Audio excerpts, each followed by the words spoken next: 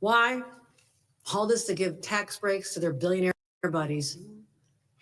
And also now they're crushing the middle class with tariffs, which are simply poorly disguised taxes.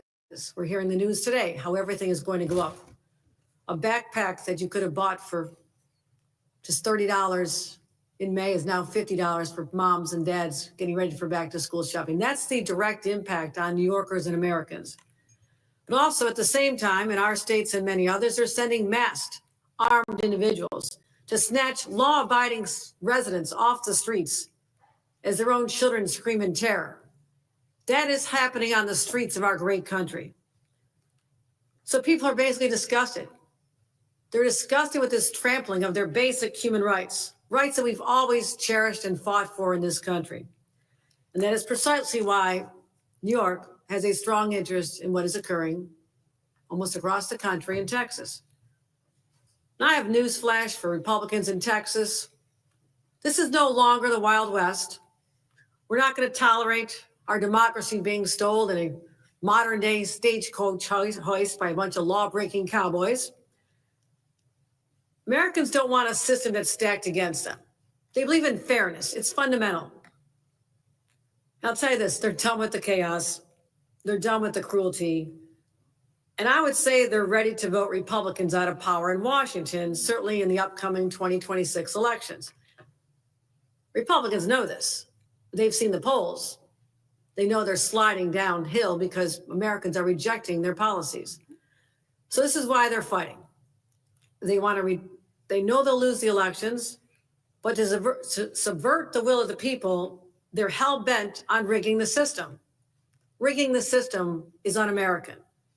Congressional districts are never redrawn mid-decade as they are. But here they are, flagrantly breaking the rules so they can hold on to power. And with that power, they're going to inflict even more pain. And they'd rather eliminate fairness in the system than to proceed knowing they're going to lose. They'd rather silence voters than serve them. From my perspective, to refuse to stand up and fight for our democracy as we are joining in solidarity with our friends from Texas means one thing. You won't fight for democracy, you're doomed to lose it. For almost 250 years, our democratic experience has been fought for, and it's endured. As governor of a state where many of those early battles took place, we're commemorating them next year. Those battles for freedom were here. That's why I cannot stand by and let this happen while Donald Trump and his co-conspirator, Greg Abbott, erode our democracy and drag us toward authoritarianism. Now, what Texas and Republican states are doing at the direction of Donald Trump, I say is nothing short of a legal insurrection against our capital. Legal meaning they're using the legal process. Does not mean it's legal, and it must be stopped. If Republicans are willing to rewrite these rules to give themselves an advantage, then they're leaving us no choice. We must do the same. There's a phrase, you have to fight fire with fire. That is a true statement of how we're feeling right now. And as I've said, another overused but applicable phrase, all's fair in love and war. That's why I'm exploring with our leaders every option to redraw our state congressional lines as soon as possible. Our state legislative leaders, Carol Heastie, Majority Leader Andre Stewart Cousins, they're on board, as are their members. We're already working on a legislative process, reviewing our legal strategies, and we'll do everything in our power to stop this brazen assault. As I mentioned, these are profiles in courage sitting with me here today.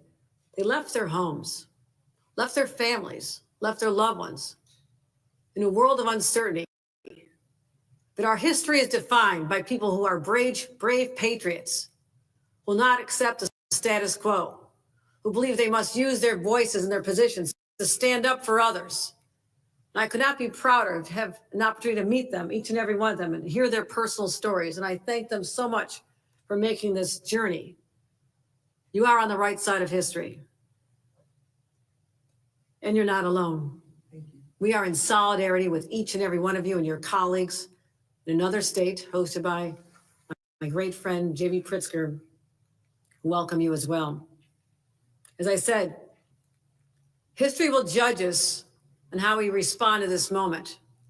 But here in New York, we will not stand on the sidelines with the timid souls on the sidelines who don't care, will not invest their heart and soul into this battle. This is a war. We are at war. And that's why the gloves are off. And I say, bring it on. With that, let me turn it over to our great speaker, Kyle Hasty.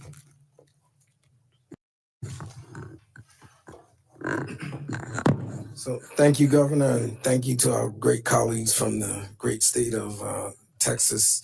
I'm a fan of something big in Texas. As, everybody knows I'm one of the bigger Cowboy fans, but today I'm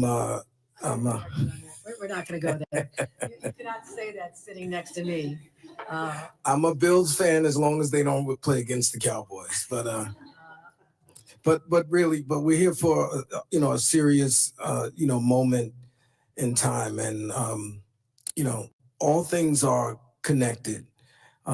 Democrats and some of the editorial boards of some of the very newspapers who are here keep telling us to play fair.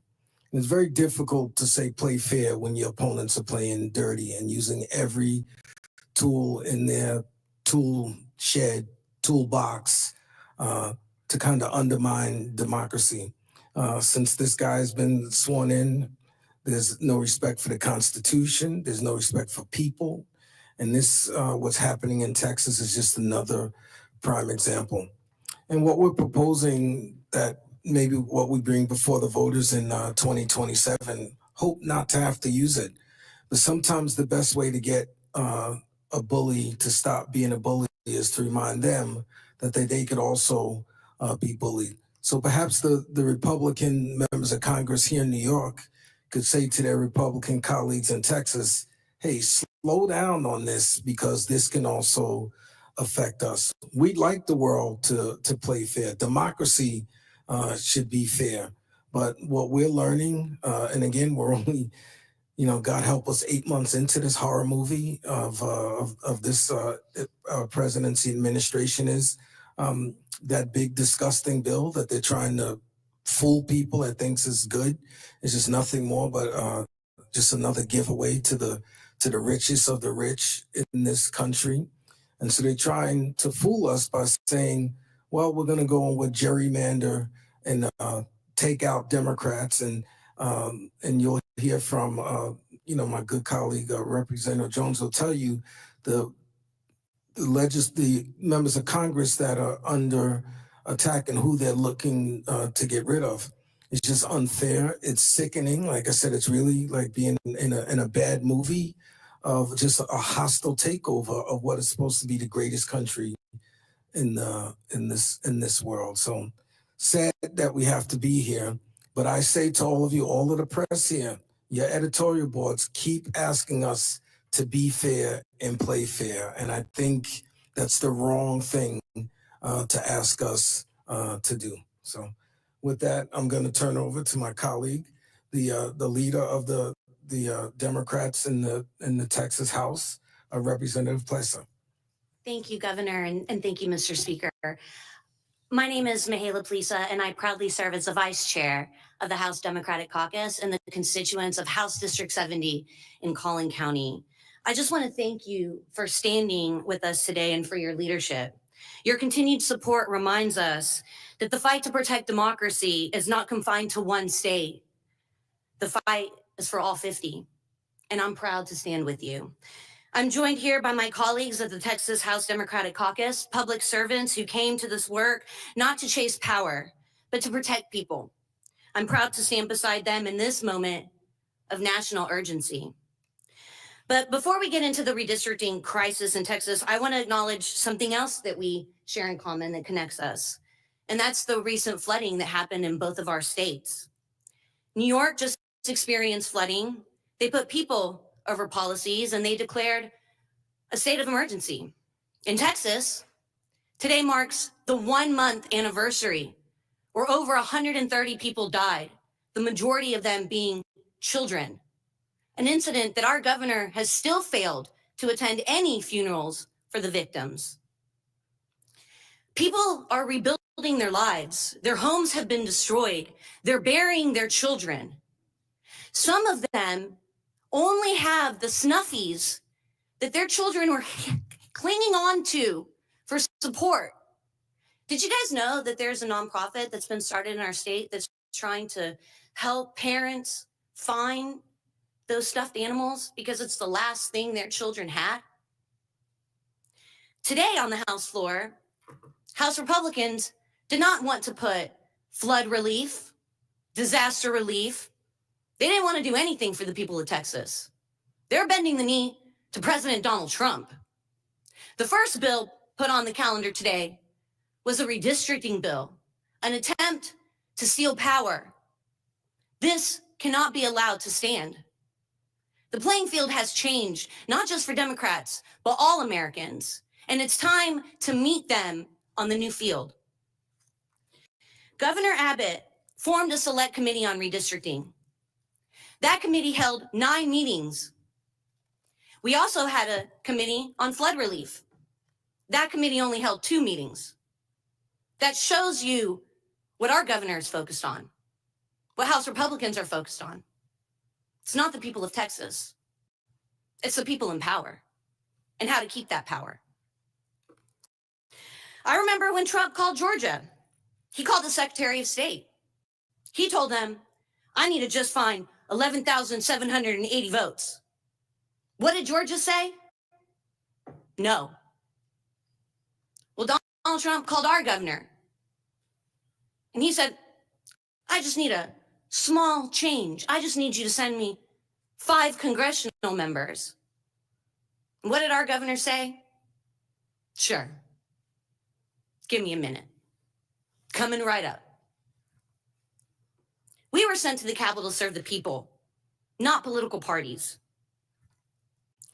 While Texas are waiting for relief, Republican leaders are redrawing maps to silence voters, hijack our democracy.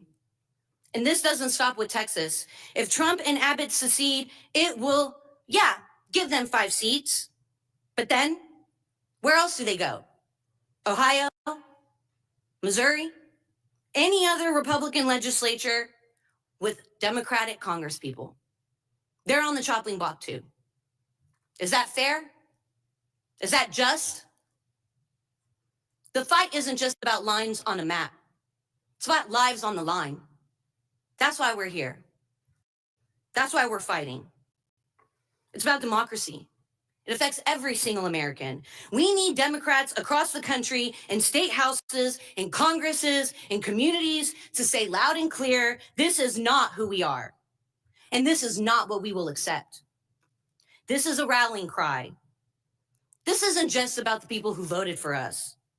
It's about every American who believes that the power belongs to the people, not one man, not a king.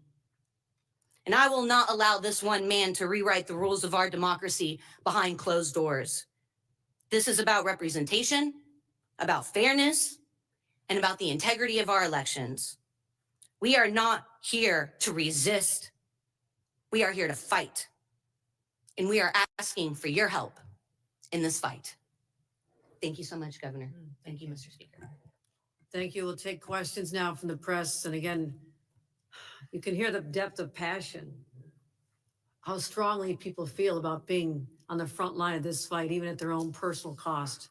And I call on all Americans who love our democracy to stand with the Democrats in Texas at this hour of need. Support them any way you can. And I assure you that the people of the great state of New York will be there with you on the front lines of this war to save all that is great about our country, including its democracy, which has endured for 250 years.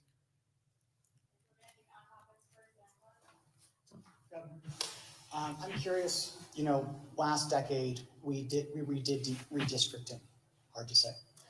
Do you think, given this situation where we've had these court battles, everything, that in this 2027 amendment that you may put forward, that the Independent Redistricting Commission should be disbanded or changed in some way so that you don't have to go through that again in 32?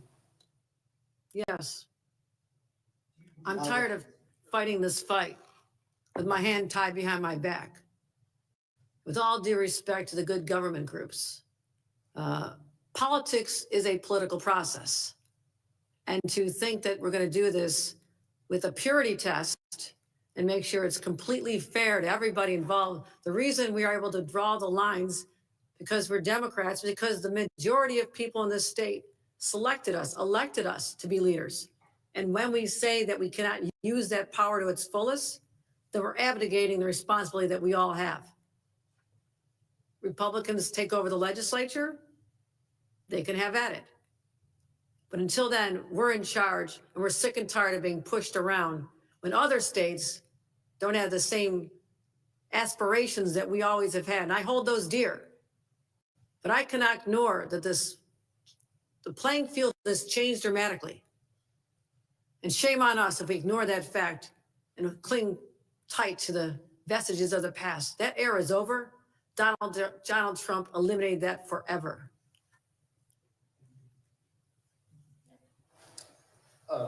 For Representative Plessa and your colleagues from Texas, what is your response to Governor Abbott, accusing you all of, possibly committing a felony by being here and not returning to Austin by this afternoon? Is it safe to say you have no immediate plans and plan to stay here indefinitely?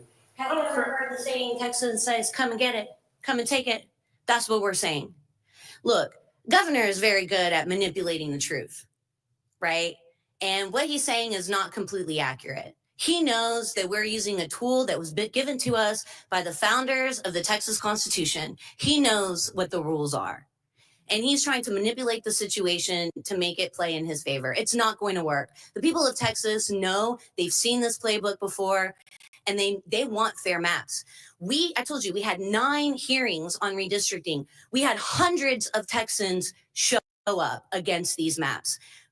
It was a handful of people that testified in favor of these maps. I'm talking about 500 people that showed up on Friday. Texas Republicans didn't give them an access to have their voice heard. They limited debate in those hearings. So what I say to the governor is, you need to have better policies. You're not gonna just eliminate 20. So let me be clear. I'm a lawyer. A part of my practice is criminal defense work. There is no felony in the Texas Penal Code for what he says. So respectfully, he's making up some shit, okay? He's trying to get sound bites, and he has no legal mechanism. And if he did, subpoenas from Texas don't work in New York. So he gonna come get us how? Subpoenas in Texas don't work in Chicago. He's gonna come get us how? So let me be clear. He's putting up smoke and mirrors. And I'm hopeful that the media doesn't follow that. I will also say this. I was on the redistricting committee. I sat in on the meetings. We had 3 sham hearings with no maps, where people were forced to testify that they were neutral on the maps because of our processes, when actually, I would say about 99.9% of the people were against it. So they set it up. So when the litigation happens, because it's going to happen, trust and believe, right? That there will be testimony saying that everybody was neutral on it, which is, excuse my French, a damn lie. Then when they got the map on Wednesday, and let me be clear, it was the worst kept secret in Texas. I was on the redistricting committee, and I was wondering in January, why am I on the redistricting committee? I mean, it ain't a redistricting year. And we didn't meet once, right? But this was always the backup plan, always. I sat in on the hearings. It was a joke. The chair of the redistricting committee, Cody Vasut, is a lawyer. In the legislature, he is the expert on points of order. He knows the law. Cody pays attention to detail. During the redistricting committee meetings, well, I hadn't looked at anything. I don't know. I ain't seen no maps. Yeah, whatever you say. So you pin on me and you telling me it's raining and you expect me to believe it. Wrong answer. When they finally had the one public hearing with the map, we And the secret was out. The stuff is gonna get filed on Wednesday, and we're gonna have a marathon hearing on Friday, is what they said. The plan was filed on Wednesday, and they had a 10-hour meeting on Friday. And the thing that was the most offensive to me as a person who went to these and asked questions about these, and let me be clear, the districts that are targeted overwhelmingly are Black districts. Okay? They are pitting Jasmine Crockett against Mark Vesey, and they are pitting Al Green against CD18, where there's a Black representative. If you don't know who sat in CD18, I live in CD18, by the way. Barbara Jordan, Mickey Leland, Craig Washington, Sheila Jackson Lee, and Sylvester Turner. So those are the people they're trying to take out. So I'm real upset about it, and my constituents are real upset about it. But it's really interesting that the map person who says that some law firm drafted the maps and he don't know that much about the maps, I felt like I was in a bad edition of an episode of White Man's Burden. For the most part, he told us, grown people speaking to us as if we were kids, said to us, you need to be happy. We didn't have to give you any hearings in the first place, and we know what's best for you. Well, I respectfully submit that they don't know what's best for us. They do not know what's best for us. And let me also be clear. My constituents demanded that I be here. So you think I'm gonna listen to Donald Trump and Greg Abbott and Dan Patrick and the Attorney General who can't treat his wife right and who lies on documentation? So I think he needs to worry about going to jail. But my point is this: we, the Democratic contingent, we are paying attention to what our constituents are demanding of us. They've literally told us, if you don't quorum break, we will primary you. That's how important it is. This is, people wonder, why should New York be concerned about what's going on in Texas? Why should anywhere be concerned with what's going on in Texas? I'm gonna tell you why. My grandmother says this: if you allow yourself to be a rug, people will step on you. No one was paying attention to North Carolina in 2024. There were 7 Republican Congress people, there were 7 Democratic Congress people. Guess what? The Republicans rigged the game in North Carolina, and they took 3 seats. I'm gonna say this one more again, that's Ebonics for those of y'all who don't speak it. They took 3 seats. Congress has a 3 Republican majority. Ding, ding, ding, ding, ding. So we weren't paying attention to what was going on in North Carolina. And look what we have. We got that big, ugly, terrible bill shoved down our throats. So guess what? I was paying attention. Fool me once, shame on you. Fool me twice, shame on me. Texas will not be North Carolina. We will not give him what we need. And we're marching, we ain't fleeing, we're fighting, and we are so incredibly thankful that the governor has hosted us, because we need allies. Governor, is the state expending any resources on housing or feeding or anything for the Texas lawmakers that are here today? I fed them breakfast. Don't know what that costs. Thank you. If it's a It was problem, I'll delicious. take it out of my pocket. Very delicious. No, they're leaving today. And again, I do believe that there's going to be exorbitant legal expenses for them. It's $500 a day fine that they're already having to deal with. And so, we're looking at mechanisms where I can be supportive on the other side of the equation, not the government side, but the political side, and encourage others to step up and invest in these brave soldiers for our democracy. And then building off Dan's question, voters did approve a clause in the state constitution that prohibits redistricting on the basis that benefits a particular party, a particular candidate. Should that stay, or should that go? We'll be having those conversations about the exact wording. But I think if you ask voters in New York how they feel today versus how they felt back then, there has been a dramatic sea change in response to the onslaught of attacks from their own government in Washington. And they've had it. As I said, they've had it with the chaos, they've had it with the cuts, and they want us as their leaders to stand up for them. And that's exactly what we're going to do. Governor, why would it be unfair to say that New York Democrats are abandoning good government and good democracy in an effort to save democracy? Well, that's an interesting question. But if that's what's called for, I will put saving democracy as my top priority at any cost. because it is under siege. Just like those who put on a uniform to fight in battles across the ages. For centuries, we've stood up and fought. Blood has been shed. This is our moment in 2025 to stand up for all that we hold dear and not let it be destroyed by a bunch of renegades in a place called Texas, which I respect these people, but we've had our battles with them, the Attorney General, the Senator. We know who we stand with. We stand with the people of this country. So if you all are leaving, where are you going next? If you're leaving New York, where are you going? Don't tell them. We have delegations all over the state. We're continuing to meet with Democratic governors. We're continuing to bring coalitions into the fold and educating people as to what's happening and letting them know that the rules have changed. Are you staying in New York though? Indefinitely? Not all of Are us. you staying past August? Is this an invitation? Are you staying past I'm gonna, August on the 19th? advice of before the special counsel, session ends? on the advice of counsel, I'm going to advise them not to disclose where they're heading next for obvious reasons. Grace, you had a question? Yeah, well, I was just to say, so two questions. One, both kind of process oriented. For the Texas representatives, so you plan to be kind of traveling around the country, but not necessarily staying in New York for the foreseeable future? Is that correct?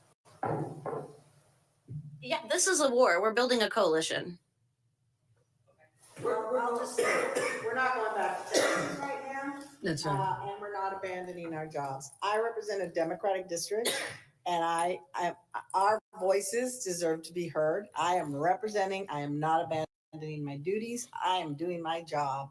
And Democrats have been shut out of the process over and over and over again, and Democratic voices have a right to be represented. And that's what I'm doing right now. I am representing my constituents, and I am doing my job and not abandoning. Could y'all not ask them like what, it's like y'all are asking them to give what their game plan and strategy is, and this is very sensitive. So I would ask that y'all allow them and give them the respect to put together their strategy without letting their opponents know what that is. Literally, so they're just leaving. They don't You ask where they're going next. But we also have a team. They dispatch us to wherever we go, and we go to save democracy. What you said that you're kind of exploring all the options.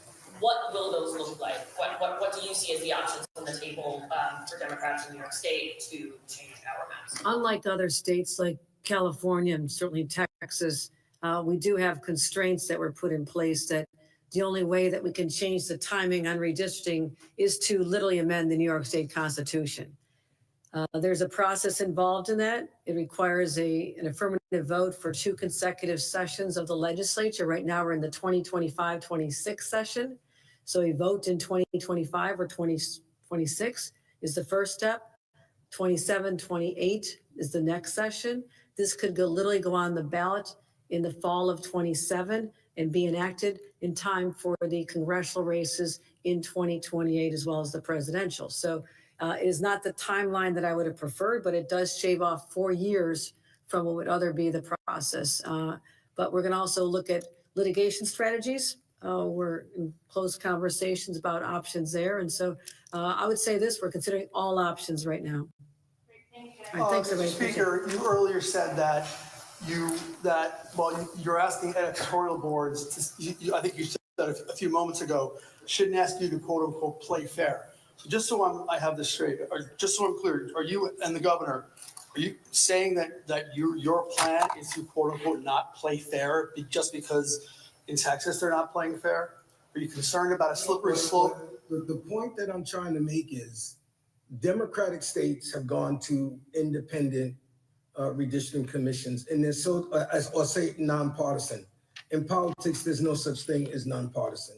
So all I'm saying is I think it's difficult to ask New York, California, and other Democratic leaning states to play nonpartisan while the Republicans play very partisan. That's the point I'm making.